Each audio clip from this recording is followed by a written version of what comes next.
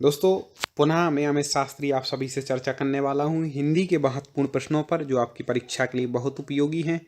तो चलिए शुरुआत कर लेते हैं। कमेंट बॉक्स खोल लीजिए, उत्तर बताने के लिए तैयार रहिए और देखते हैं। वाक्य के अशुद्ध भाग का चयन कीजिए। एक पूरा वाक्य, उसमें से अशुद्ध आपको छांटना है। तो लिखा है, दीपावली पर कुछ लोग चमचमाती चांदी के बर्तन खरीदने का लोभ संवरण ना कर सके। मतलब यहाँ पर क्या होना चाहिए? देखो, दीपावली पर लोग चमचमाती चांदी के बर्तन नहीं, ठीक है, चांदी के चमचमाते बर्तन होना चाहिए। तो बी इसका गलत है, बाकी ठीक है। आगे देखें, निम्नलिखित में से वाक्य के शुद्ध रूप का चयन कीजिए। फिर से ऐसे ही वाक्य आ गया है, तो देखें, नेताओं का हित इसमें है कि लोग आपस में लड़ते रहें।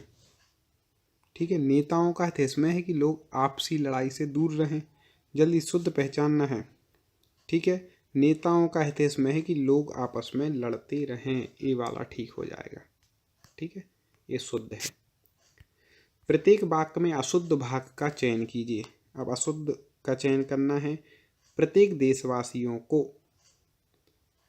देश की सेवा में तन मन धन पर करना चाहिए। तो प्रत्येक देशवासियों कह रहे, प्रत्येक देशवासी होता है, या तो देशवासियों को सीधा कह देते, प्रत्येक की जरूरत नहीं थी। तो ये गलत है, बाकी ठीक है वाक्य। अब आप खुद सोचें, जब वाक्य की आपको अशुद्धि पहचानना हो ना मित्र, तो एक काम करना, आप खुद वाक्य बोल करके देखना कि आप किसी से कोई वाक्य बोल रहे हैं तो आपको कहाँ गड़बड़ लग रही है, अपने आप समझ में आ जाएगी। ठीक है, ये वाक्य आप समझ लिया करें कि सामने कोई है, मैं उससे बोल रहा हूँ, कहाँ गड़बड़ हो रही है आपको अंदाजा लग जाएगा। तो आगे देख लेते हैं। आतंकवाद शायद एक दिशाहीन उद्देश्यहीन अंधेरा है जो विश्व शांति एवं प्रगति को निकल रहा है। अब आप किसी के आतंकवाद के बारे में चर्चा कर रहे हैं तो आप क्या बोलेंगे? आतंकवाद शायद एक दिशाहीन है। शायद नहीं भैया, तो पक्का है, आप यही बोलेंगे। शायद नहीं लें, आतंकवाद एक दिशाहीन उद्देश्यहीन अंधेरा, ऐसा बोलेंगे, ये नहीं बोलेंगे शायद। अरे भैया, जग जाहिर है ये तो अपने आप पहचान सकते हैं आप। ठीक है ना, क्योंकि आप डेली हिंदी बोल रहे, सुन रहे, सब कर रहे हैं। वाक्य के अशुद्ध भाग का चयन कीजिए। जल्दी से देख लीजिए अशुद्ध भाग। हाँ, तो यहाँ पर जो इसका अशुद्ध हो जाएगा वो आपको बताएं। तुम कक्षा में आते हो तो तुम्हारी पुस्तक साथ क्यों नहीं लाते? अब बोल दिया तुम कक्षा में आते हो तो पुस्तक साथ क्यों नहीं लाते। तुम्हारी की कोई ज़रूरत नहीं थी, बता दिया कि भाई तुम की बात हो रही, रिपीटेशन क्यों है, तो ये गलत हो जाएगा, बी। वाक्य में अशुद्ध भाग का चयन कीजिए। वाक्यगत अशुद्धि 2 नंबर का है दोस्तों मैटर, तो इसलिए पूरे क्वेश्चन पढ़ लीजिएगा। तो अब देखें, हाँ जल्दी से कमेंट कर दें ए बी सी या डी। तो आपको बता दें कि गुड़ी मनुष्य कहता है, ठीक है, कि मैं विविध प्रकार के दुखों को सहन करके भी दुखी नहीं हूँ। गुड़ी नहीं, अब यहाँ पे दुख सहने की बात हो रही, तो साहसी होना चाहिए। साहसी मनुष्य कहता है, जिसमें साहस होता है कि दुखों को सहन भी कर रहे फिर भी मैं दुखी नहीं हूँ, ऐसा। वाक्य में अशुद्ध भाग का चयन कीजिए। ठीक है, एक ही वाक्य दिया है, तो आगे देखें। फूल में सुगंध होती है और तितली के पास सुंदर पंख। तितली के पास नहीं, तितली के सुंदर पंख होते हैं, अलग चीज थोड़ी ना। तितली और पंख कोई अलग अलग थोड़ी ना कि उसके पास हो गए। तो ये सी इसका इस वाक्य का गलत हो जाएगा। आगे देखें, वाक्य के अशुद्ध भाग का चयन कीजिए। अध्यापक ने आज हमारे को नया पाठ पढ़ाया। अब आज हमारे को क्यों कर दिया भैया? आज हमारे को नहीं, हमें कर देते। अपन कोई भी वाक्य कभी भी बोलना है तो कम शब्दों में पूरी बात हो सके, तो उसको ज़्यादा शब्द नहीं लेना है। जब इतने में काम चल सकता था, आज हमें नया पाठ पढ़ाया, तो हमारे को क्यों बोला? इसलिए ये अशुद्ध हो जाएगा। अभ्यास करते रहें आप, हमारे अभ्यास लगा लें। अभी 584 आ गया इसी PDF का, तो आप सोच लें कितने प्रश्न हो गए हैं, कितने होने हैं। तो बस आप जुड़े रहिए। वाक्य के अशुद्ध भाग का चयन कीजिए। ठीक है, तो लिखा है, बुरा से बुरा आदमी भी सम्मान चाहता है। अब यहाँ बोले बुरा से बुरा, तो बुरे से बुरा होना चाहिए, बुरे से बुरा आदमी। ठीक है, इस प्रकार से ये इसका अशुद्ध हो जाएगा। कम समय में आपका हम चाहते हैं कि ज़्यादा काम बन जाए, इसलिए बहुत लंबा वीडियो नहीं लाते कि 1 घंटे का वीडियो लाएं और केवल 20 प्रश्न पर चर्चा करें, तो क्या मतलब निकलेगा। ठीक है, इसलिए वाक्य के अशुद्ध भाग का चयन कीजिए। जल्दी से बता दें, तो वाक्य के अशुद्ध भाग का है कि जिस प्रकार आभूषणों के द्वारा शरीर की शोभा बढ़ जाती है। ठीक है, उसी प्रकार अलंकारों से भाषा में लालित्य आ जाता है। यहाँ पर ये है, 5 वाक्य दिए हैं, कोई त्रुटि नहीं। तो यहाँ पर आपको बता दें कि इसमें अशुद्ध हो जाएगा कि जिस प्रकार से आभूषणों के द्वारा शरीर की शोभा बढ़ जाती है। ठीक है, अशुद्ध भाग तो शरीर की शोभा बढ़ जाता है, लिखा है जाती है होना चाहिए। ठीक है, इस प्रकार से हो जाएगा अशुद्ध। वाक्य में अशुद्ध भाग का चयन कीजिए, जल्दी से पहचानिए भाई अशुद्ध भाग। तो आपको बता दें, सीता राम की आज्ञाकारी पत्नी थी। अब आज्ञाकारी भी एक तरफ बोल रहे हैं, सीता स्त्रीलिंग है, एक तरफ बोल रहे हैं आज्ञाकारी, नहीं भी स्त्रीलिंग लगाओ, आज्ञाकारी आज्ञाकारिणी होना चाहिए। तो बी इसमें क्या हो जाएगा, गलत हो जाएगा। ऐसे पहचान लिया करें। देखो, या तो लिंग संबंधी अशुद्धि होगी, ठीक है, या वचन संबंधी की एक है वो बहुवचन बता रहा है, बहुत सारे हैं एक वचन बता रहा है, या कारक संबंधी अशुद्धि होगी। ये अपन को छांट लेना है पहले भाई। अपन लिंग देख लो, फिर वचन में देख लो, फिर नहीं तो कारक में देख लो, क्रिया में, जहां आपको गड़बड़ लगे तो वाक्य में से छांट लो। वाक्य के अशुद्ध भाग का चयन कीजिए। आगे लिखा है, व्यक्ति के हर प्रकार के कष्टों को वह पल भर में दूर करती है। ठीक है, तो व्यक्ति के हर प्रकार के कष्ट को होना चाहिए। ठीक है, कष्ट अपने आप में क्या है, बहुवचन है, उसको कष्टों लिखने की जरूरत नहीं है। ठीक है, इस प्रकार से निम्नलिखित में से वाक्य के शुद्ध रूप का चयन कीजिए। दोस्तों, अभी तक वीडियो को लाइक ना किया हो तो जरूर करना, और यूट्यूब पर टॉप 50 स्टडी चैनल को सर्च करके क्रम से पूरे वीडियो जरूर देखना। तो यहाँ पर अपन को शुद्ध रूप चयन करना है, तो मैं गाने का अभ्यास करता हूँ, ये इसका शुद्ध रूप हो जाएगा। निम्नलिखित में से वाक्य के शुद्ध रूप का चयन कीजिए। तो पहले ही लिखा है कि वन में प्रातः काल का दृश्य बहुत ही सुहावना होता है, बिल्कुल ठीक। बाकी सब आगे पीछे लिखे हैं तो गड़बड़ है। अंगूठी का नग होना का अर्थ है, जल्दी से बता दें, मुहावरे से संबंधित प्रश्न है। अंगूठी का नग होना, अंगूठी का नग होना मतलब आप समझ लेंगे, इसका हो जाएगा अंगूठी का नग मतलब बिल्कुल अनुप्रिय जोड़ा होना कहलाता है इसका। ठीक है, समुद्र मंथन करना का अर्थ है, समुद्र मंथन करना मतलब क्या हो जाएगा, कठोर परिश्रम करना। समुद्र का मंथन करना कोई आसान काम थोड़ी ना है, बहुत कठोर परिश्रम है। इस प्रकार से हो जाएगा। विरोध करना के लिए सही मुहावरा है, विरोध करना क्या हो जाएगा, सिर उठाना, मतलब किसी के खिलाफ सिर उठाना ही विरोध करना है। नाश कर देना के लिए सही मुहावरा है, जल्दी से बता दें, नाश कर देना बिल्कुल पानी फेर देना। अपन नहीं कहते भैया तुमने तो सब सत्यानाश कर दिया, पानी फेर दिया, तो नाश कर देना मतलब पानी फेर देना। मालूम होता है तुम्हारे यहाँ रहने का संयोग समाप्त हो गया है, रेखांकित वाक्यांश के लिए सही मुहावरा है। जल्दी बता दें इसके लिए क्या सही मुहावरा है। तो अब भैया बोल रहे कि यहाँ रहने का संयोग समाप्त हो गया, मतलब अन्न पानी उठ गया, अन्न जल उठ गया, ऐसा बिल्कुल अपन डेली में बोलते हैं सब। भ्रष्ट नेताओं के कारण कांग्रेस चुनाव हार गई, रेखांकित वाक्यांश के लिए सही मुहावरा है।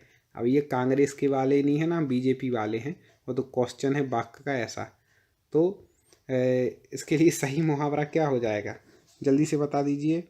हाँ, तो लुटिया डूब गई, मतलब कांग्रेस की लुटिया डूब गई। कांग्रेस वाले भी नाराज मत होना, बीजेपी का भी एक आध बार ले आएंगे, फिर एक आध बार आम आदमी का ले आएंगे, सब एक ही थाली के चट्टे बट्टे हैं। अपन को तो पढ़ाई करनी, नौकरी चाहिए। तोते की तरह आंखें फेरने का अर्थ है, तोते की तरह आंखें फेरना मतलब पुराने संबंधों को एकदम भुला देना, ये हो जाएगा। ढपोर शंख का अर्थ है, ढपोर शंख, हाँ बिल्कुल सही, ढपोर शंख मतलब बेवकूफ, बिल्कुल। दिल पक जाना का अर्थ है, मुहावरे लोकोक्ति में से 1-2 प्रश्न आते हैं, परफेक्ट कर लें आज। तो दिल पक जाना का अर्थ हो जाएगा अत्यंत पीड़ा होना।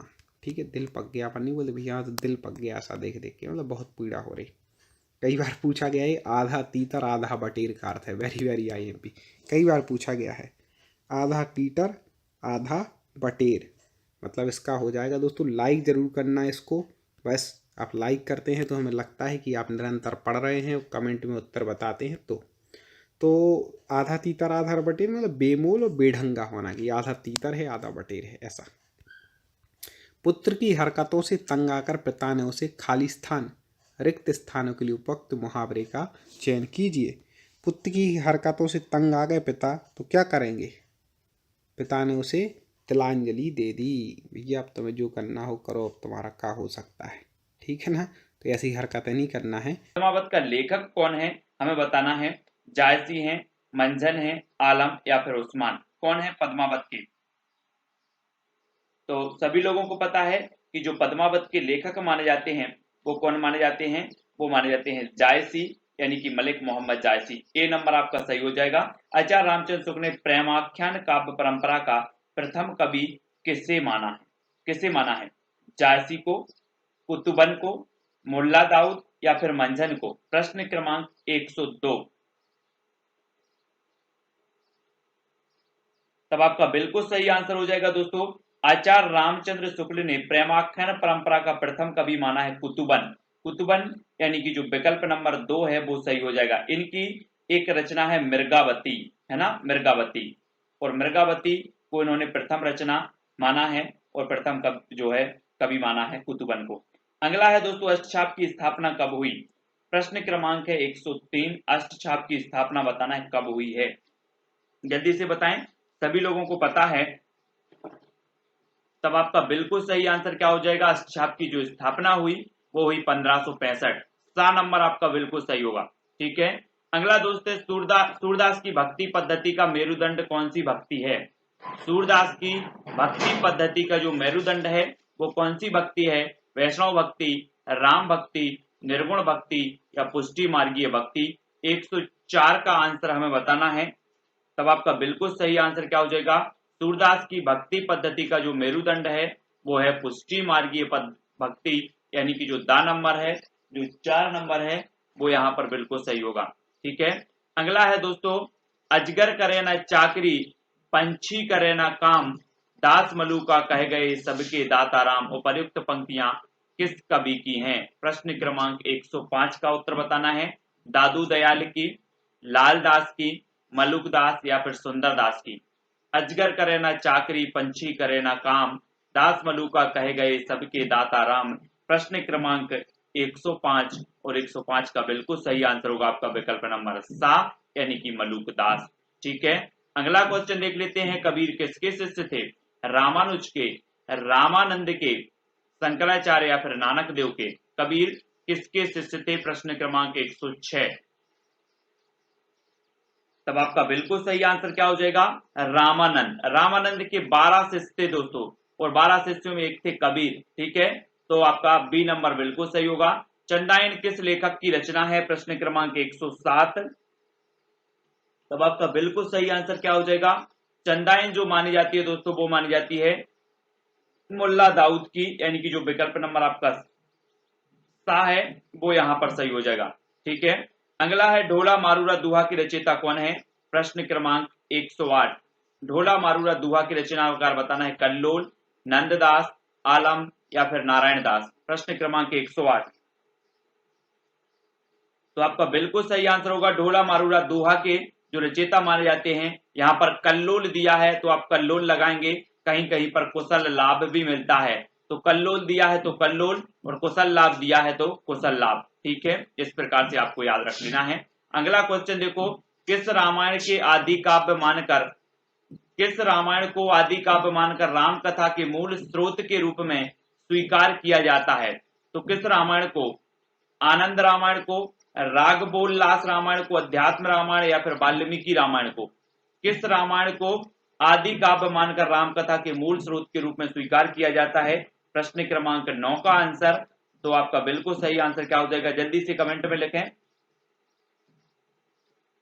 तब आपका बिल्कुल सही आंसर होगा डी, यानी कि वाल्मीकि रामायण। ठीक है, अगला देखो, जानकी हरण का रचयिता कौन है? जानकी हरण का रचयिता बताना है। कुमारदास, भवभूति, माधव भट्ट या फिर धनंजय? तो जानकी हरण का रचयिता कौन है? प्रश्न क्रमांक 110। और राइट आंसर आपका होगा कुमारदास। कुमारदास यानी कि जो विकल्प नंबर आ है वो यहाँ पर कंप्लीट हो जाएगा, कुमारदास। ठीक है। अगला है रज्जब, सुंदरदास, प्रागदास आदि संत कवि किस पंथ के अनुयायी थे? तो किस पंथ के थे? नानक पंथ के, दादू पंथ के, कबीर पंथ के या इस्लाम पंथ के? रज्जब, सुंदरदास, प्रागदास आदि संत कवि किस पंथ के अनुयायी थे? प्रश्न क्रमांक 111 और आपको बिल्कुल सही आंसर बताना है। तो राइट होगा क्या? दादू पंथ, वी नंबर। अगला है दोस्तों रामलला नेहचू किसकी रचना है? तुलसीदास की, रहीम की, केशवदास की या फिर नाभादास की? रामलला नेहचू बताना है। प्रश्न क्रमांक है 112 और 112 का आपका बिल्कुल सही आंसर होगा तुलसीदास जी की। किसकी रचना है? तुलसीदास जी की। ठीक है। रामलला नेहचू के रचनाकार कौन है? तुलसीदास, है ना। तो रामलला नेहचू आपका बिल्कुल सही आंसर होगा तुलसीदास। ठीक है। अगला है विद्यापति का जन्म कहाँ हुआ था? बिहार में, राजस्थान, मध्य प्रदेश या उत्तर प्रदेश? कहां पर हुआ था विद्यापति का जन्म? प्रश्न क्रमांक 113 और 113 का बिल्कुल सही आंसर हो जाएगा विद्यापति का जो जन्म हुआ था वो हुआ था बिहार में। बिहार यानी कि जो विकल्प नंबर आ है वो यहाँ पर राइट होगा। ठीक है। किस संप्रदाय में कृष्ण के वामांग में राधा के साथ कृष्ण की उपासना का विधान है? तो किस संप्रदाय में है? राधा वल्लभ संप्रदाय, हरिदासी संप्रदाय, निम्बार्क संप्रदाय या फिर वल्लभ संप्रदाय? प्रश्न क्रमांक 114 का उत्तर तब आपका बिल्कुल सही आंसर होगा निम्बार्क संप्रदाय, यानी कि जो सा नंबर है वो यहां पर सही हो जाएगा, प्रश्न क्रमांक 114 का। ठीक है। अगला है तुलसीदास की भक्ति किस प्रकार की है? दास भाव, प्रेमा भक्ति भाव, पुष्टि मार्गी या फिर रागानुरागा भक्ति? 115 का तुलसीदास की भक्ति किस प्रकार की है? तब आपका बिल्कुल सही आंसर होगा दास भाव, यानी कि जो आ नंबर है वो बिल्कुल सही हो जाएगा। ठीक है। अष्टचाप के दार्शनिक गुरु कौन है? रामानंद, निम्बार्क, वल्लभाचार्य या शंकराचार्य? 116 का आंसर हमें बताना है। अष्टचाप के दार्शनिक गुरु कौन है? तो अष्टचाप के जो दार्शनिक गुरु हैं वो हैं वल्लभाचार्य, यानी कि जो बिल्कुल आपका सा है वो बिल्कुल सही हो जाएगा। ठीक है। अगला क्वेश्चन है भक्ति का प्रस्थान ग्रंथ कौन सा है?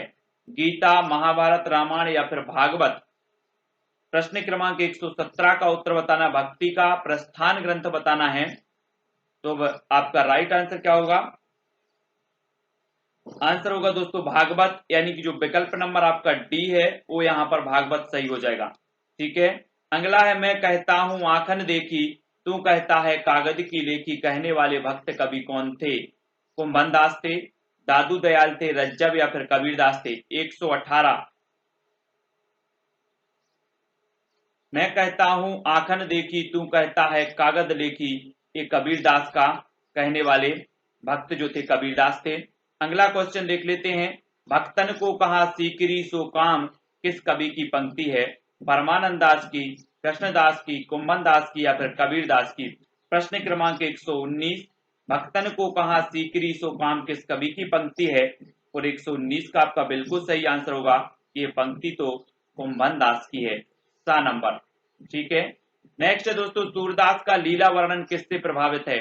महाभारत से, विद्यापति की पदावली से, गीत गोविंद से या फिर भागवत पुराण से? 120 का आंसर हमें बताना है कि सूरदास का लीला वर्णन किससे प्रभावित है। तो आपका राइट आंसर हो जाएगा दोस्तों भागवत पुराण से, डी नंबर। ठीक है। नेक्स्ट है, इन कवियों में कौन सा कवि अष्टचाप से संबंध नहीं है? तो कौन सा नहीं है? कुंभन दास, केशवदास, सूरदास या कृष्णदास? 121 का आंसर बताना है, इन कवियों में कौन सा कवि अष्टचाप से संबंध नहीं है? तो आपका बिल्कुल सही आंसर होगा केशवदास, यानी कि जो विकल्प नंबर आपका बी है, ये रीतिकाल के कवि थे। रीतिकाल और भक्तिकाल दोनों की कवि माने जाते हैं केशवदास, और बा नंबर यहाँ पर आपका बिल्कुल सही होगा। तुलसीदास कृत विनय पत्रिका की रचना किस भाषा में की गई है? तो किस भाषा में की गई? अवधी, खड़ी बोली हिंदी, ब्रज भाषा या फिर मैथिली? तो 122 का उत्तर हमें बताना है, और राइट आंसर आपका हो जाएगा, उत्तर होगा व्रज भाषा। तुलसीकृत विनय पत्रिका की जो रचना है वो क्या है? व्रज भाषा है। ठीक है। नेक्स्ट देखो, केशवदास की किस रचना की गणना लक्षण ग्रंथ के अंतर्गत की जाती है? रतन बाबनी, रामचंद्रिका, जहांगीर जस चंद्रिका या फिर कवि प्रिया? 123 का आंसर बताना है। केशवदास की किस रचना की गणना लक्षण ग्रंथ के अंतर्गत की जाती है? और 123 का आपका बिल्कुल सही आंसर होगा कवि प्रिया, यानी कि जो विकल्प नंबर आपका डी है वो बिल्कुल यहाँ पर डी नंबर सही हो जाएगा। अगला क्वेश्चन देख लो, 84 वैष्णव की वार्ता का लेखक कौन है? गोकुलनाथ, नावादास, यदुनाथ या फिर हरिराय? 124 का आंसर, 84 वैष्णव की वार्ता के लेखक कौन है? तो आपका बिल्कुल सही आंसर होगा गोकुलनाथ, ए नंबर, आ नंबर आपका सही हो जाएगा गोकुलनाथ। ठीक है। नेक्स्ट है, वर्वे रामायण किसकी रचना है? वर्वे रामायण तुलसीदास की, नरहरि वारहट की, केशवदास की या प्राणचंद्र चौहान की? 125 का आंसर, वर्वे रामायण किसकी रचना है? तो वर्वे रामायण ये रचना है तुलसीदास, आ नंबर आपका बिल्कुल सही होगा तुलसीदास जी की। ठीक है। अगला है, कृष्ण की सरस क्रीड़ाओं का वर्णन करने वाला प्रख्यात ग्रंथ कौन सा है? तो कृष्ण कर्णामृत, गीत गोविंद, कंस निधन महाकाव्य या फिर ध्वन्यालोक? कृष्ण की सरस क्रीड़ाओं का वर्णन करने वाला प्रख्यात ग्रंथ कौन सा है? 126 का आंसर,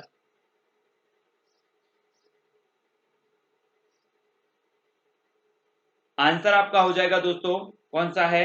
गीत गोविंद। गीत गोविंद यानी कि जो बी नंबर है वो बिल्कुल यहां पर सही होगा। अगला है, सूरदास के संबंध में जानकारी का आधार ग्रंथ मुख्यतः कौन सा है? सूरदास के संबंध में जानकारी का आधार ग्रंथ मुख्यतः कौन सा है? भाव प्रकाश है, 84 वैष्णव की वार्ता है, सूर सागर सारावली है या फिर साहित्य लहरी है?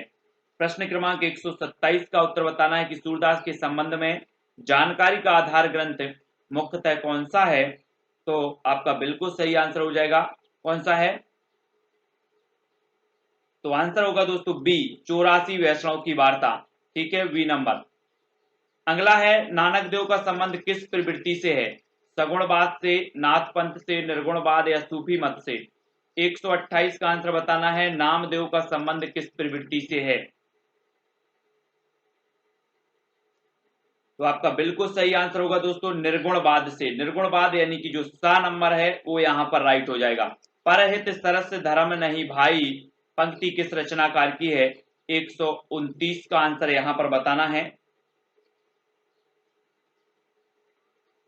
तब आपका बिल्कुल सही आंसर होगा तुलसीदास, आ नंबर। ठीक है। किस काव्यधारा के अंतर्गत मूर्ति पूजा और अवतारवाद का विरोध किया गया?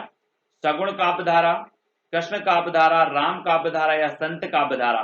किस काव्यधारा के अंतर्गत मूर्ति पूजा और अवतारवाद का विरोध किया गया?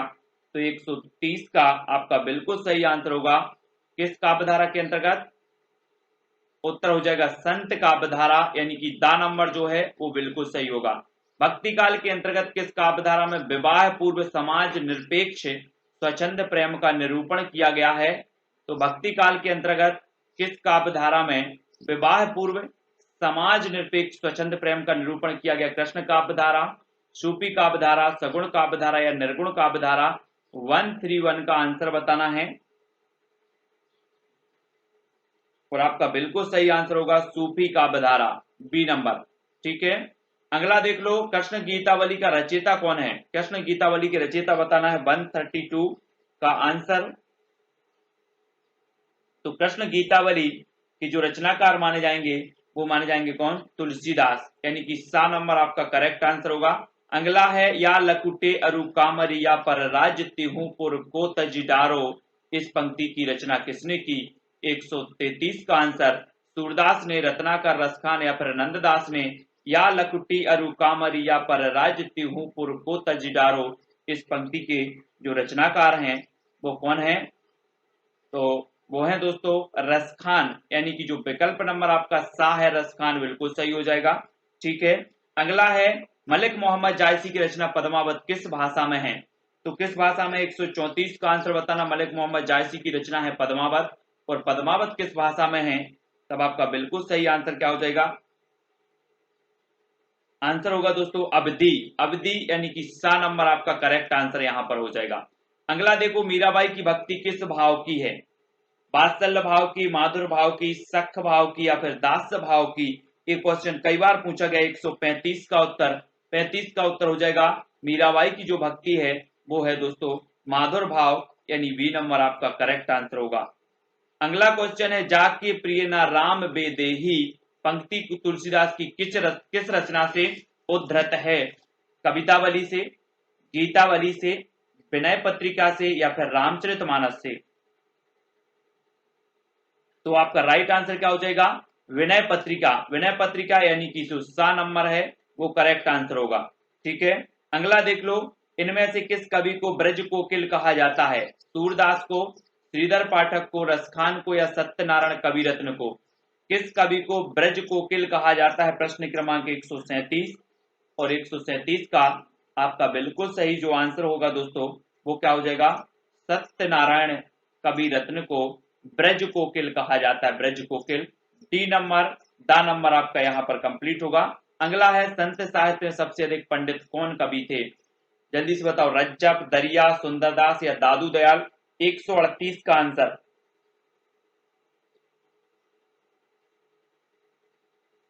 आंसर क्या हो जाएगा? 138। तब आपका राइट आंसर हो जाएगा दोस्तों कौन थे? सबसे अधिक जो पंडित थे वो कौन थे? देखो, सबसे अधिक पढ़े लिखे की बात आती है तो सुंदरदास थे, है ना। पंडित जो थे वो दादू दयाल, दादू दयाल यानी कि दा नंबर यहाँ पर करेक्ट आंसर हो जाएगा। ठीक है, अगला क्वेश्चन है दुल्हन गाबहू मंगलाचार पद किसके द्वारा रचित है? तो किसके द्वारा रचित है? तुलसीदास, कबीरदास, सूरदास या फिर रसखान? 139 का आंसर बताना है। दुल्हन गाबहू मंगलाचार पद किसके द्वारा रचित है? तो 139 का आंसर बताना है और 139 का जो आपका बिल्कुल सही आंसर होगा सूरदास, सा नंबर। ठीक है, अगला देखो, रामचरितमानस में कितने कांड हैं? 5, 12, 8 या फिर 7? तब आपका करेक्ट आंसर क्या हो जाएगा? 7, यानी कि जो डी नंबर है वो करेक्ट होगा। अगला है मानुष प्रेम भयु बेकुंठी पंक्ति किस कवि की है? 141 का आंसर बताना है। तब आपका बिल्कुल जो सही आंसर होगा वो मलिक मोहम्मद जायसी की है। ठीक है, मलिक मोहम्मद जायसी। नेक्स्ट बात कर लो, रीति काल को श्रृंगार काल की संज्ञा देने वाले विद्वान कौन है? रीति काल को श्रृंगार काल की संज्ञा देने वाले विद्वान कौन है? 142 का आंसर बताना है। तब आपका बिल्कुल सही आंसर होगा रीति काल को जो श्रृंगार काल की संज्ञा दी है वो दी है विश्वनाथ प्रसाद मिश्र ने, सा नंबर। ठीक है, नेक्स्ट बात करते हैं, कठिन काव्य का प्रेत किस कवि को कहा जाता है? 143 का आंसर। और राइट आंसर क्या होगा? कठिन काव्य का जो प्रेत कहा जाता है वो कहा जाता है केशव दास को। ठीक है, आ नंबर।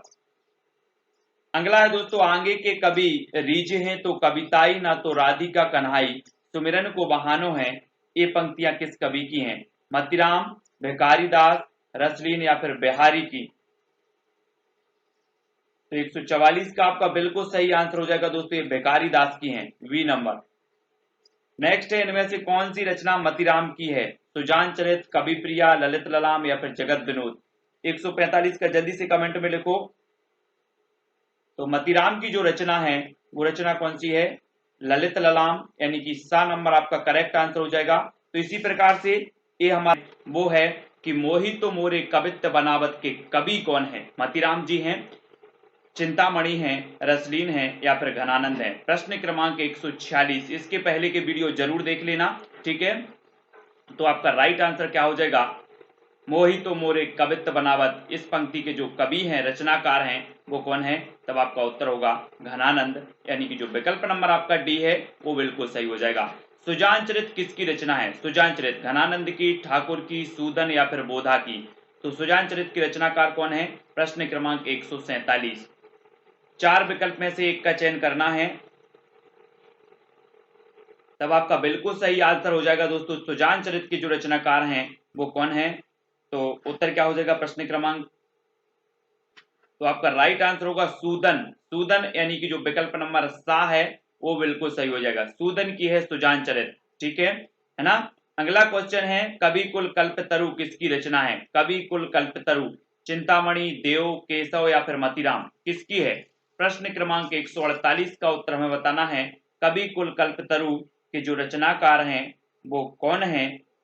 तो मैंने कई बार याद बताया है कि कुल की चिंता सभी को रहती है। कुल की क्या रहती है? चिंता। तो कवि कुल कल्पतरु चिंतामणि, यानी कि जो विकल्प नंबर आ है वो बिल्कुल सही होगा। ठीक है। रीति मुक्त कवि कौन है? आपने रीति काल में रीति मुक्त, रीति सिद्ध और रीतिबद्ध काव्य धाराएं पढ़ी होंगी। तब रीति मुक्त बताना है केशवदास, घनानंद, भिखारी या फिर चिंतामणि। रीति मुक्त कवि कौन है? प्रश्न क्रमांक 149। तब आपका बिल्कुल सही आंसर हो जाएगा, क्या होगा? विकल्प नंबर बी, यानी कि घनानंद। वी नंबर आपका सही हो जाएगा। ठीक है।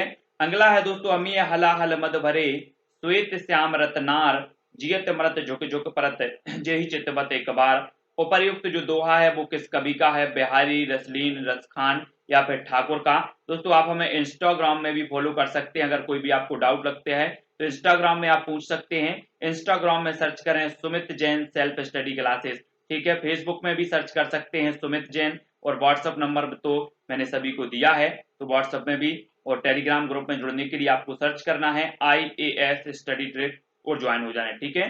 तो 150 का जो आपका उत्तर होगा वो होगा रसलीन, यानी कि जो विकल्प नंबर वी है वो बिल्कुल सही हो जाएगा। निम्नलिखित ग्रंथों में कौन सा ग्रंथ छंद विवेचन से संबंध नहीं है? तो कौन सा नहीं है? प्राकृत पेंगलम, छंदो मंजरी या फिर श्रुत बोध या ब्रहवारीस। प्रश्न क्रमांक 151। निम्नलिखित ग्रंथों में कौन सा ग्रंथ छंद विवेचन से संबंध नहीं है? तो कौन सा नहीं है? तब आपका बिल्कुल सही आंसर होगा ब्रहवारीस, यानी कि जो विकल्प नंबर आपका दा है वो यहाँ पर राइट आंसर होगा। अगला है, इनमें से किस कवि ने लक्षण ग्रंथ नहीं लिखा? तो किस कवि ने नहीं लिखा? मतीराम, चिंतामणि, भूषण या फिर घनानंद। इनमें से किस कवि ने लक्षण ग्रंथ नहीं लिखा है? 152 का उत्तर हमें बताना है। बिल्कुल सही आंसर हो जाएगा। लक्षण ग्रंथ नहीं लिखा तो किसने नहीं लिखा? मतीराम ने लिखा है, चिंतामणि ने लिखा है, भूषण ने भी लिखा है। नहीं लिखा तो वो नहीं लिखा घनानंद ने, और दा नंबर आपका बिल्कुल सही हो जाएगा। ठीक है। अगला है, रीतिकाल के किस कवि में भक्ति और श्रृंगार का समन्वयात्मक योग है? रीतिकाल के किस कवि में भक्ति और श्रृंगार का समन्वयात्मक योग है? सेनापति में, घनानंद, भिखारीदास या फिर जान कवि में। 153 का आंसर यहां पर हमें बताना है। तब आपका बिल्कुल सही आंसर क्या होगा? ए, यानी कि सेनापति। ए नंबर आपका राइट आंसर होगा। अगला है, निम्नलिखित पंक्तियां किस रचनाकार की हैं? तंत्री नाद कवित्त रस सरस राग रति रंग, अन बूढ़े बूढ़े तिरे जे बूढ़े सब अंग। किसकी है? घनानंद, मतीराम, बिहारी या फिर ठाकुर की। तो 154 का आपको उत्तर बताना है। राइट आंसर हो जाएगा दोस्तों बिहारी। बिहारी यानी कि विकल्प नंबर जो सा है वो कंप्लीट आंसर आपका हो जाएगा। ठीक है। अगला है, अति सूदो स्नेह को मारक है, किसकी पंक्ति है? बोधा की, ठाकुर, घनानंद या फिर आलम की। अति सूदो स्नेह को मारक है, ये पंक्ति हमें बताना है किसकी है। तो बहुत पढ़ा है आपने, और उत्तर हो जाएगा घनानंद, सा नंबर। ठीक है। नेक्स्ट, ऋतु वर्णन के लिए विशेषता रीतिकाल का कौन सा कवि प्रसिद्ध है? ऋतु वर्णन के लिए बताना है। देव है, विहारी, सेनापति या फिर पद्माकर। 156 का आंसर ऋतु वर्णन के लिए जो प्रसिद्ध कवि हैं वो कौन माने जाते हैं? आ, वा, सादा, ABCD, इस प्रकार से आप उत्तर बता सकते हैं, और उत्तर होगा सेनापति। ठीक है। स्वच्छंद प्रेम का निर्बंध गायक कौन है? स्वच्छंद प्रेम का निर्बंध गायक बताना है कौन है? ब्रंद है, आलम है, बिहारी है या फिर मतीराम है। तो 157 का आंसर आपको बताना है, और राइट जो आंसर हो जाएगा आपका वो हो जाएगा वी, यानी कि आलम। ठीक है। स्वच्छंद प्रेम का निर्बंध गायक हैं तो वो है आलम। वी नंबर आपका कंप्लीट आंसर होगा। देखन में छोटे लगे घाव करें गंभीर, इस उक्ति को किस कवि की रचनाओं ने चरितार्थ किया? किस कवि की रचनाओं ने चरितार्थ किया? ठाकुर, देव, बोधा या फिर बिहारी। तो आपका प्रश्न क्रमांक 158 का आंसर बताना है। तो क्या हो जाएगा उत्तर? उत्तर होगा बिहारी, यानी कि जो डी नंबर है वो यहां पर आपका राइट आंसर होगा।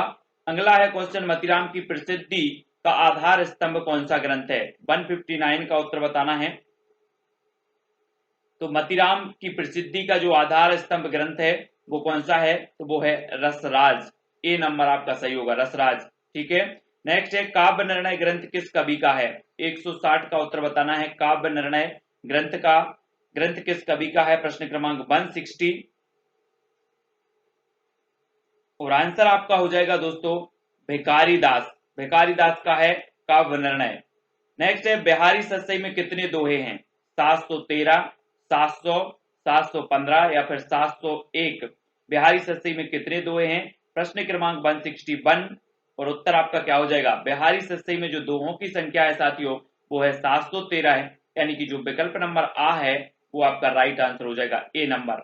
नेक्स्ट है गेय पदों की रचना कौन सी है? गेय पदों की रचना बतानी, सूरसागर, काव्य मंजरी, कवि प्रिया या फिर बिहारी सतसई। 162 का उत्तर गेय पदों की जो रचना है वो कौन सी है? तो आपका उत्तर होगा सूरसागर, ए नंबर। ठीक है, ये नंबर आपका सही हो जाएगा। अगला क्वेश्चन देख लेते हैं। काव्य की रीति सिखइयो सुख बीन सो यह पंक्ति किस कवि की है? चिंतामणि की, मतिराम की, भूषण या फिर भिखारी दास की। 163 का आंसर बताना है। काव्य की रीति सिखइयो सुख बीन सो, ये पंक्ति बतानी है, जल्दी से बताएं। और आपका राइट आंसर होगा भिखारी दास की, डी नंबर आपका सही हो जाएगा यहाँ पर। नेक्स्ट है आचार्य रामचंद्र शुक्ल के अनुसार रीतिकाल का सीमांकन क्या है? 1643 से 1843 ईस्वी, 1601 से 1800 ईस्वी। ये जल्दी जल्दी से पढ़ो। 164 का आंसर बताना है। ईस्वी में दिया है, यहाँ पर संवत में नहीं दिया है, तो उत्तर आपका हो जाएगा ए, 1643 से 1843 ईस्वी। ठीक है। नेक्स्ट इन ग्रंथों में सिद्धांत निरूपक ग्रंथ कौन सा है? सिद्धांत निरूपक ग्रंथ बताना है। वक्रोक्ति जीवितम, छत्र प्रकाश, पंचाध्यायी, गोपी पच्चीसी। 165 का आंसर बताना है। इन ग्रंथों में सिद्धांत निरूपक ग्रंथ कौन सा है?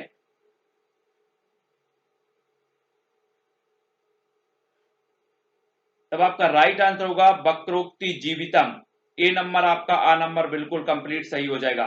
ठीक है। अगला है शिवा बावनी के रचयिता कौन है? गोविंद सिंह, भूषण, आलम या फिर मंडन। शिवा बावनी के रचनाकार बताना है।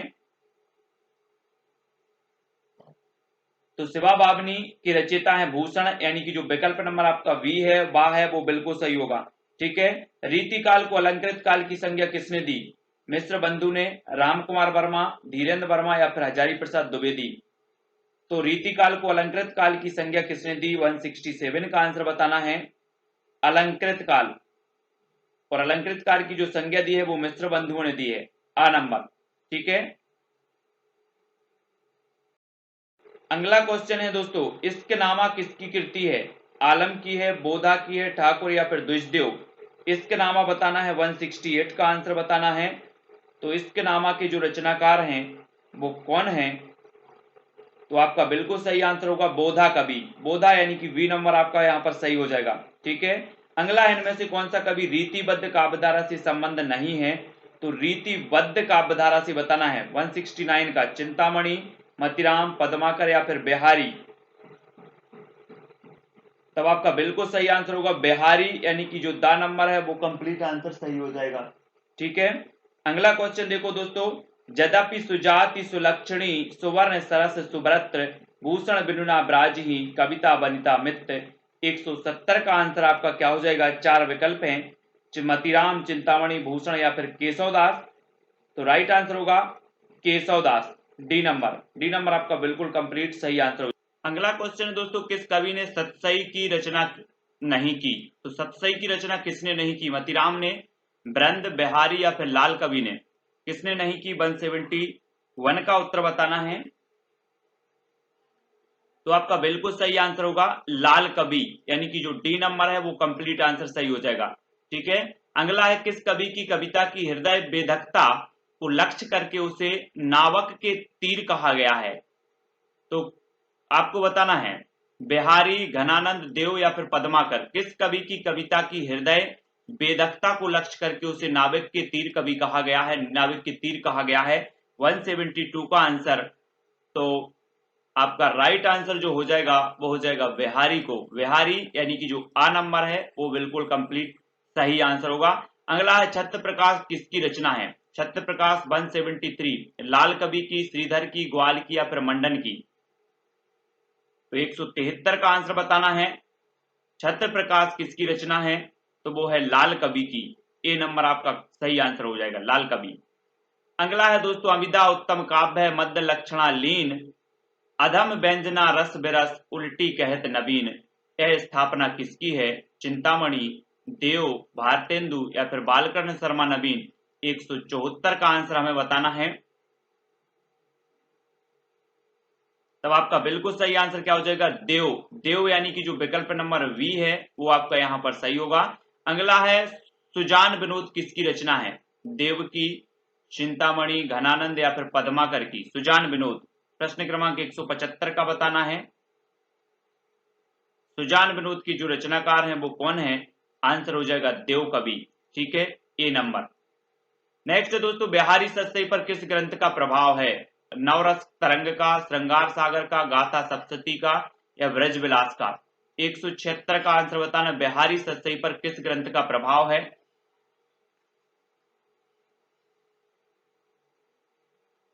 तो आपका बिल्कुल सही आंसर होगा गाथा सप्तशती, यानी कि जो विकल्प नंबर आपका सा है वो सही हो जाएगा। ठीक है, अगला है कुंदन को रंग फीको लगे किसकी पंक्ति है? रसलीन की, बृंद की, मतीराम या फिर आलम की।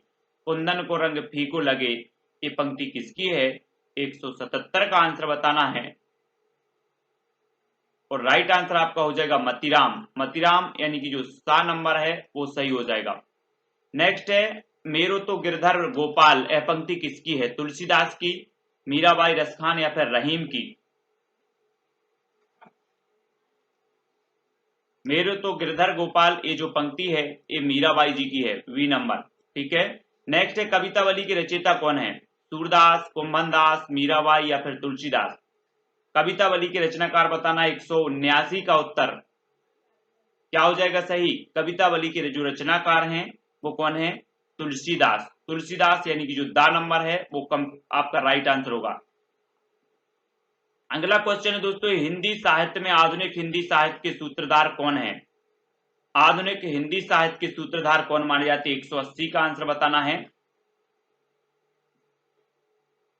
सही आंसर होगा भारतेंदु हरिश्चंद्र, सा नंबर।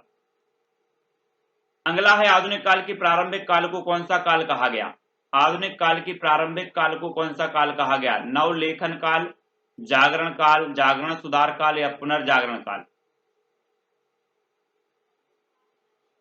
तो आपका राइट आंसर होगा पुनर्जागरण काल, डी नंबर। अगला है रामचंद्र शुक्ल ने आधुनिक काल को किन दो खंडों में बांटा है?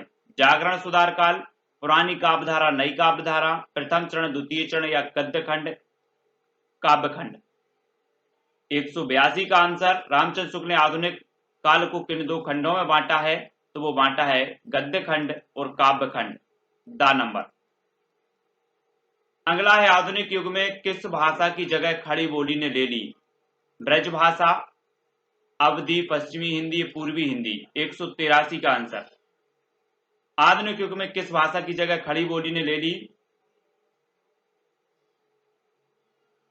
तब आपका बिल्कुल सही आंसर होगा ब्रज भाषा, यानी कि जो आ नंबर है वो आपका सही आंसर होगा। किस भाषा की जगह खड़ी बोली ने ले ली? तो ब्रज भाषा ने। आधुनिक काल के किस द्वितीय चरण को किस काल की संज्ञा दी गई है? 184 का आंसर बताना है। आधुनिक काल के द्वितीय चरण को किस काल की संज्ञा दी गई? प्रश्न क्रमांक 184। आधुनिक काल के द्वितीय चरण को किस काल की संज्ञा दी गई? तो वो सुधार काल, यानी कि जो वा नंबर है वो आपका यहां पर सही होगा। आधुनिक काल की प्रारंभिक सीमा क्या मानी गई है? 185 का आंसर बताना है।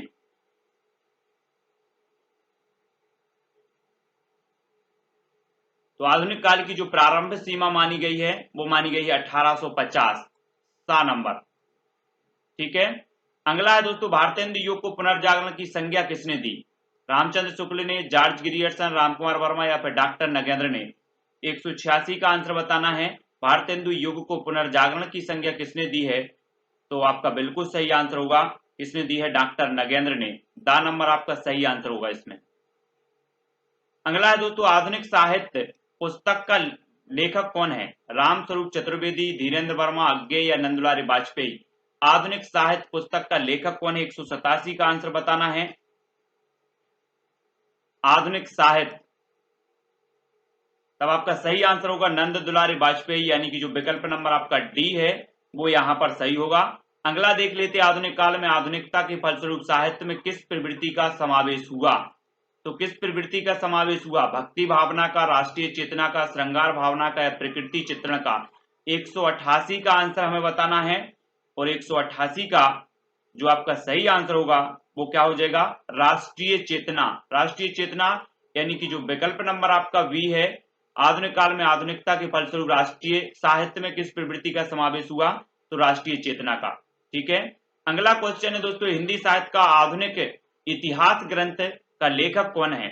हिंदी साहित्य का आधुनिक इतिहास ग्रंथ का लेखक कौन है? शिवसेन सेंगर, राम कुमार वर्मा, अज्ञे या हजारी प्रसाद द्विवेदी? तो हिंदी साहित्य का आधुनिक इतिहास इस ग्रंथ के जो लेखक हैं वो हैं अज्ञे। अज्ञे यानी कि सा नंबर यहां पर आपका सही होगा। अगला क्वेश्चन है दोस्तों आपका, भारतेंदु मंडल के कवियों में इनमें से कौन सा कवि सम्मिलित नहीं है? ठाकुर जगमोहन सिंह, बद्रीनारायण चौधरी, प्रेमगन, राधा कृष्ण दास या फिर श्रीधर पाठक? भारतेंदु मंडल के कवियों में इनमें से कौन सा कवि सम्मिलित नहीं था? प्रश्न क्रमांक 190 और 190 का उत्तर जो हो जाएगा वो क्या हो जाएगा? वो हो जाएगा दोस्तों श्रीधर पाठक, यानी कि जो विकल्प नंबर डी है वो यहाँ पर राइट आंसर होगा। आज की वीडियो में हम लेकर आए हैं आपके लिए यहाँ पर संस्कृत की बहुत ही महत्वपूर्ण रचना और उनके रचनाकार की मालती माधवम के रचनाकार हैं। तो मालती माधव जो है इसके रचनाकार यहाँ पर पूछा है आपसे। क्वेश्चन नंबर 16 का सही आंसर यहाँ पर बताना है। 4 विकल्प दिए गए हैं और आपका जो सही आंसर है वह है राइट आंसर यहाँ पर भवभूति। भवभूति आपका यहाँ पर विकल्प नंबर जो डी है वह राइट आंसर है। देखिए मालती माधवम की रचनाकार जो है संस्कृत नाट्य लेखक भवभूति हैं इसके लेखक।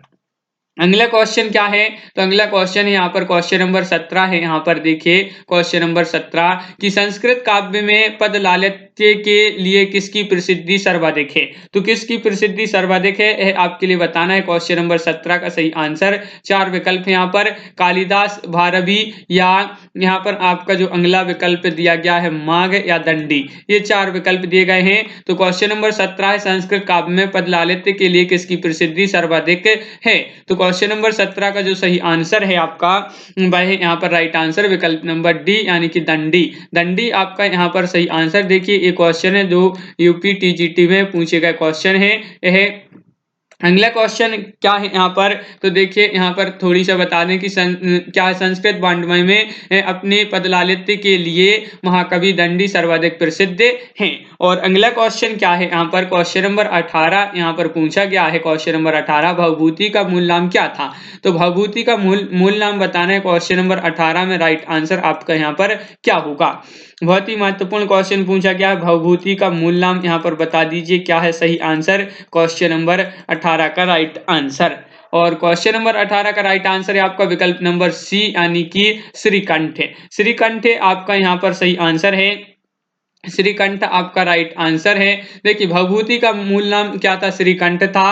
और इनके द्वारा लिखित 3 नाटक हैं। कौन कौन से हैं 3 नाटक? महत्वपूर्ण जो 3 नाटक हैं, नाटक मालती माधव, महावीर चरित और उत्तर रामचरित। विशेष महत्वपूर्ण इनके जो है नाटक हैं किसके हैं?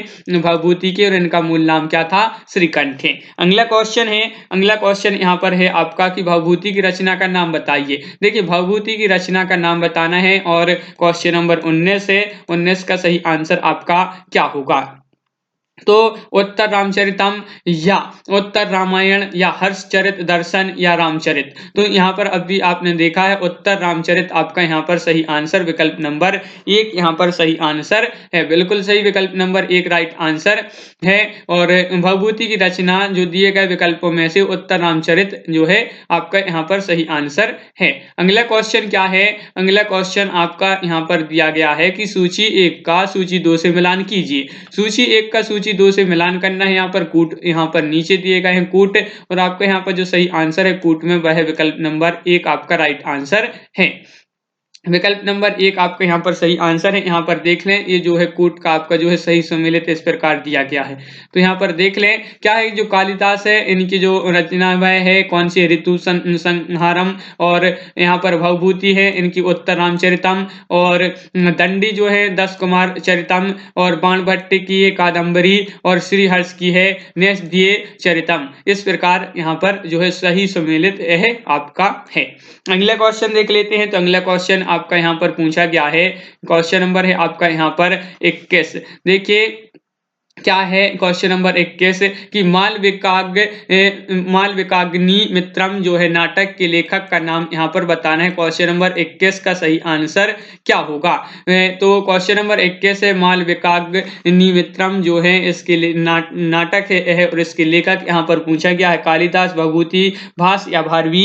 तो आपका सही आंसर है यहाँ पर क्या है? राइट आंसर विकल्प नंबर 1 यानी कि कालिदास आपका यहाँ पर सही आंसर है। बिल्कुल सही, कालिदास यहाँ पर राइट आंसर। अगला क्वेश्चन क्या है? तो अगला क्वेश्चन यहाँ पर दिया गया है कि इनमें से कौन सी रचना कालिदास जी की नहीं है। देखिए नहीं पूछा है तो नहीं है, कौन सी नहीं है तो नहीं बताइए। क्वेश्चन नंबर 22 का सही आंसर बताना है। तो यहाँ पर 4 विकल्प दिए गए हैं और आपका यहाँ पर जो सही आंसर है वह है यहाँ पर कि कालिदास की जो रचना नहीं है वह है प्रतिभा नाटकम। प्रतिभा नाटकम जो है किसकी रचना नहीं है? कालिदास जी की रचना नहीं है, याद रखिए। और क्या है? प्रतिभा नाटकम जो है कालिदास की रचना नहीं है, यह भास के 13 नाटकों में से एक है। अगला क्वेश्चन यहाँ पर देख ले, अगला क्वेश्चन क्या है? अगला क्वेश्चन आपका यहाँ पर दिया गया है कि मालती माधव रचना के लेखक का नाम बताइए। मालती माधव रचना है जो इसके लेखक कौन है? भवभूति हैं, भास हैं, कालिदास हैं या श्रीहर्ष हैं। तो क्वेश्चन नंबर 23 का यहाँ पर सही आंसर बताना है और 23 का जो सही आंसर है आपका वह है यहाँ पर राइट आंसर भवभूति। विकल्प नंबर 1 आपका यहाँ पर सही आंसर है, बिल्कुल सही, विकल्प नंबर 1 सही आंसर है। अगला क्वेश्चन देख लेते हैं, क्या है अगला क्वेश्चन? देखिए मालती माधवम जो है भवभूति द्वारा रचित नाटक है, याद रखिए यह एक नाटक है। और अगला क्वेश्चन क्या है? क्वेश्चन नंबर 24वां क्वेश्चन है यहाँ पर। देखिए इनमें से कौन सी रचना भारवी की है? तो भारवी की रचना यहाँ पर बताना है कौन सी है। तो 4 विकल्प भी दिए गए हैं। क्वेश्चन नंबर है आपका यहाँ पर 24 और 24 का जो सही आंसर है वह यहाँ पर बताना है भारवी की रचना कौन सी है। तो सही आंसर है आपका यहाँ पर किरातार्जुनीयम। विकल्प नंबर आपका यहाँ पर डी राइट आंसर है। विकल्प नंबर डी जिन्होंने बताया है उनका सही आंसर यहाँ पर है। देखिए जो किरातार्जुनीयम है भारवी द्वारा रचित एक महाकाव्य है। महाकाव्य है, याद रखना है, एक महाकाव्य है। और यहाँ पर देखिए अभिज्ञान शकुंतलम एवं रघुवंशम जो है महाकाव्यम कालिदास की रचनाएं हैं। और अगला क्वेश्चन है यहाँ पर, क्या है अगला क्वेश्चन? देखिए अगला क्वेश्चन आपका यहाँ पर ये है कि शिशुपाल वधम के लेखक का नाम बताइए। तो यहाँ पर इनके लेखक कौन है? माघ हैं, हर्ष हैं, कालिदास हैं, भास हैं। तो क्वेश्चन नंबर 25 का जो सही आंसर है आपका, क्वेश्चन नंबर 25 का सही आंसर यहाँ पर पूछा है। 25 का सही आंसर माघ, विकल्प नंबर 1 आपका सही आंसर है। बिल्कुल सही, विकल्प नंबर 1 राइट आंसर है। 2011 में यह क्वेश्चन पूछा गया है यूपी टीजीटी में। और यहाँ पर अगला क्वेश्चन है इनमें से कौन सी रचना दंडी की है? तो दंडी की कौन सी रचना है यह बताना है। 10 कुमार चरितम या शिवराज विजय या मेघदूत या हर्षचरित। तो ये आपके 4 विकल्प दिए गए हैं। क्वेश्चन नंबर 26 का सही आंसर बताना है और क्वेश्चन नंबर 26 का सही आंसर है आपका यहाँ पर विकल्प नंबर 1 10 कुमार चरित जो है यह रचना किसकी है? यह रचना है दंडी की। विकल्प नंबर 1 आपका यहाँ पर सही आंसर है। 10 कुमार चरितम है, यह दंडी की प्रमुख रचना मानी जाती है। और अगला क्वेश्चन यहाँ पर पूछा गया है, क्या है अगला क्वेश्चन कि न्यासदीय चरित जो रचना है इसके लेखक का नाम बताइए। इसके लेखक कौन है? श्रीहर्ष हैं, दंडी हैं, भवभूति हैं, भास हैं। तो क्वेश्चन नंबर 27 का सही आंसर यहाँ पर बताना है। क्वेश्चन नंबर 27 का सही आंसर है विकल्प नंबर 1 आपका यहाँ पर सही आंसर है कि श्रीहर्ष। श्रीहर्ष आपका सही आंसर। देखिए न्यासदीय चरितम जो है श्रीहर्ष द्वारा रचित एक महाकाव्य है, याद रखना है यह एक महाकाव्य है। और जो दंडी है, दंडी की रचना है 10 कुमार चरितम, एक यह गद्य रचना है, यह गद्य रचना है दंडी की है। कौन सी? 10 कुमार चरितम। और अगला क्वेश्चन क्या है? अगला क्वेश्चन यहाँ पर क्वेश्चन नंबर है आपका 28 की बेणी संहार नाटक का अंगिरस क्या है? तो जो बेणी संहार नाटक है इसका अंगिरस बताना है। वीर रस है, रौद्र रस है, श्रृंगार रस है, शांत रस है। तो क्वेश्चन नंबर 28 का जो सही आंसर है, क्वेश्चन नंबर 28 का सही आंसर है आपका विकल्प नंबर 1 यानी कि ये जो बेणी संहार है इसका नाटक है एक, और इसका अंगी-रस जो है वह वीर रस है। विकल्प नंबर 1 आपका सही आंसर है, याद रखिए। और देखिए बेणी संहार नाटक का अंगी-रस वीर रस है। और अगला क्वेश्चन क्या है यहाँ पर, देखिए ये है आपका अगला क्वेश्चन, बीथी क्या है? बीथी क्या है? बीथी क्या है यह बताना है। क्वेश्चन नंबर 20 का 29 है, क्वेश्चन नंबर 29 और 29 का सही आंसर बताना है। बीथी वृत्ति, संधि, रूपक, अभिनय। तो ये 4 विकल्प दिए गए हैं। और क्वेश्चन नंबर है 29 का जो सही आंसर है आपका वह है यहाँ पर राइट आंसर विकल्प नंबर डी यानी कि रूपक। रूपक आपका सही आंसर है। रूपक आपका विकल्प नंबर 1 राइट आंसर। देखिए नाटक के लिए संस्कृत में पारिभाषिक शब्द रूपक का प्रयोग किया जाता है, क्योंकि अभिनय की अवस्था में अभिनेता अपने ऊपर नाटकीय पात्र के स्वरूप का आरोप कर लेता है। रूपक के 10 भेद हैं जिसमें एक नाटक भी है, यह याद रखना है। रूपक के 10 भेद होते हैं और जिनमें से एक नाटक भी इसका रूपक का जो है एक भेद है। अगला क्वेश्चन क्या है यहाँ पर, देखिए अगला क्वेश्चन नंबर 30 यहाँ पर कि किरातार्जुनीयम जो है इसके प्रत्येक सर्ग का अंतिम पद क्या है? अंतिम पद पूछा है, इसका अंतिम पद है तो क्या है? लक्ष्मी है, शिव है, श्री है या विभु है। तो ये 4 विकल्प दिए गए हैं। क्वेश्चन नंबर है 30 और 30 का जो सही आंसर है आपका, क्वेश्चन नंबर 30 का सही आंसर है यहाँ पर विकल्प नंबर 1 यानी कि लक्ष्मी। लक्ष्मी आपका सही आंसर है। लक्ष्मी विकल्प नंबर 1 राइट आंसर है। किरातार्जुनीयम के प्रत्येक सर्ग का अंतिम पद लक्ष्मी है। और यह जो किरातार्जुनीयम है यह एक महाकाव्य की जो है किरातार्जुनीयम नामक महाकाव्य की रचना जो है महाकवि भारवी ने की थी। भारवी ने इसकी रचना की थी और यह एक महाकाव्य है। और अगला क्वेश्चन क्या है, तो अगला क्वेश्चन यहाँ पर देखिए अगला क्वेश्चन है क्या है, देखिए आपका अगला क्वेश्चन है क्वेश्चन नंबर 30 यहाँ पर उत्तिष्ठ जागृत प्राप्य वरात्रि बोधत। यह जो है किस उपनिषद का मंत्र है? यह मंत्र है तो किस उपनिषद का मंत्र है यह बताना है आपके लिए। क्वेश्चन नंबर 31 का सही आंसर बताना है, यह किस उपनिषद का मंत्र है। तो आपका यहाँ पर जो सही आंसर है 31 का वह विकल्प नंबर 1 यानी कि यह कठ है। कठ जो उपनिषद है यह इसका एक मंत्र है, यह विकल्प नंबर 1 आपका सही आंसर है। कठ जो है कठोपनिषद से कठ से ली गई है मंत्र। और अगला क्वेश्चन क्या है, देखिए अगला क्वेश्चन है सहसा विदित न क्रियाम, इस सूक्ति से युक्त रचना है। इस सूक्ति से युक्त रचना कौन सी है यहाँ पर आपके लिए बताना है। तो शिशुपाल वधम या किरातार्जुनीयम या न्यासदीय चरितम या कुमार संभवम। तो ये आपके यहाँ पर क्वेश्चन नंबर 32 का सही आंसर बताना है। तो आपका राइट आंसर है क्वेश्चन नंबर 32 का किरातार्जुनीयम आपका सही आंसर है। किरातार्जुनीयम विकल्प नंबर यहाँ पर जो बी है वह आपका राइट आंसर है। किरातार्जुनीयम जो कि एक महाकाव्य है और यह भारवी जी की रचना है। सभी के पता है, सभी के लिए पता है। और अगला क्वेश्चन की बात करें यहाँ पर क्वेश्चन नंबर 33 क्वेश्चन है। क्वेश्चन नंबर 33 क्या है, देखिए क्वेश्चन नंबर 33 यहाँ पर पूछा गया है कि कमारता ही प्रकृति कृपणा वश चेतना चेतनेसु। यह पंक्ति जो है यह किस ग्रंथ से है? यह पंक्ति किस ग्रंथ से है? यह पंक्ति बताना है कौन से ग्रंथ से ली गई है। तो क्वेश्चन नंबर 33 का सही आंसर बताना है कमारता ही प्रकृति कृपणा वश चेतना चेतनेसु। तो यह पंक्ति किस ग्रंथ से है? तो यह है मेघदूतम से। मेघदूतम यानी कि विकल्प नंबर सी आपका यहाँ पर राइट आंसर है। मेघदूतम से यह पंक्ति है, विकल्प नंबर सी राइट आंसर है। यह आपका क्वेश्चन यूपीटीजीटी में पूछा गया क्वेश्चन है। और अगला क्वेश्चन क्या है, उत्तर रामचरितम के रचनाकार कौन है? तो उत्तर रामचरितम के रचनाकार बताना है यहाँ पर। तो वाल्मीकि है, भारवी है, श्रीहर्ष है, भवभूति है। तो क्वेश्चन नंबर 34 का जो सही आंसर है वह है विकल्प नंबर डी यानी कि भवभूति। भवभूति आपका सही आंसर होगा। भवभूति इसके रचनाकार हैं, याद रखिए भवभूति आपका सही आंसर है। देखिए उत्तर रामचरितम, मालती माधव, ये महावीर चरित, ये जो है इसके जो रचनाकार हैं यह रचनाकार है महाकवि भवभूति। अगला क्वेश्चन क्या है, अगला क्वेश्चन यहाँ पर आपका है क्वेश्चन नंबर 35वां क्वेश्चन है। क्या है क्वेश्चन नंबर 35, किस रचना में कुटनियों का वर्णन किया गया है? कुटनियों का वर्णन किया गया है। क्वेश्चन नंबर 35 का सही आंसर बताना है किस रचना में कुटनियों का वर्णन किया गया है। तो क्वेश्चन नंबर 35 का जो सही आंसर है, क्वेश्चन नंबर 35 का सही आंसर है क्या है क्वेश्चन नंबर 35 का सही आंसर? तो आपका राइट आंसर है विकल्प नंबर डी यानी कि रत्नावली। रत्नावली आपका विकल्प नंबर डी यहाँ पर राइट आंसर है। संस्कृत साहित्य के महान नाटककार राजा हर्षवर्धन द्वारा रचित है रत्नावली। याद रखना है रत्नावली के जो लेखक हैं वह राजा हर्षवर्धन है। और रत्नावली नाटक में कुटनियों यानी कि वेश्याओं का उल्लेख किया गया है रत्नावली में। याद रखिए उज्जैनी की वेश्या बसंत सेना एवं उसकी गृहदासी मदनिका इस नाटक की प्रमुख पात्र हैं इसकी।